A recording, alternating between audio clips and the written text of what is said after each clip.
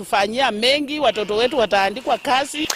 Igotikana na mangana siasa ni gotogoswa mangana yichisemi asumu waziri bujisemi omuski Professor George Magoha ni go kwanire alia esekte yo yichisemi yabereke gwetera bunogo cha kuburiri bwa COVID-19 na gosoa ase chinkaki echugwaka chikura na boigo ande andamange aliabereka gukorekana na koira ngora esekte yo yichisemi kolende gereri bageli yoko bakira baibuli na boigo babwatani bonsi kura esekte yo yichisemi ngambia mono asukwerwa kwabo ili kwenekia buna yichisemi nigo chigendrete gusuka busyo chinkaki chundi gereri bageli yoko sabo kwabera kurwa sonde bwensi oliabereka komojera chinkaki abero omuwaziri kolende niga bolirie buna borkio bonsi nigo barachie guchaka kwirena asijiskuru guchakira bwankyo ili kwenekia buna bachakiri gisemi cyabo na guchibakora amatemo abo.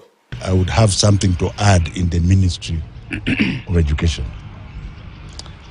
I want the public to know that perhaps I'm the only CS who has served in the Ministry of Education during a pandemic, an active pandemic. That has made it extremely difficult to run the ministry. And therefore, sometimes we have been extremely firm in order to move forward. First of all, I want to thank the general public, more specifically the parents, for having allowed us to be extra firm so that we can normalize the calendar, the education calendar. It was not a walk in the park.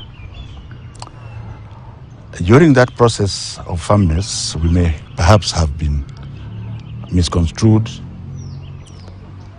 And if somebody was offended at that time, our most sincere apologies. There is nobody who is perfect. But then work must be done.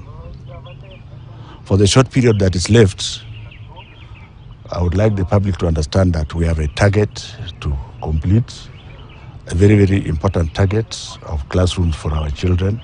First of all, these classrooms are coming at 788,200 shillings. They are good quality buildings. We have done extremely well.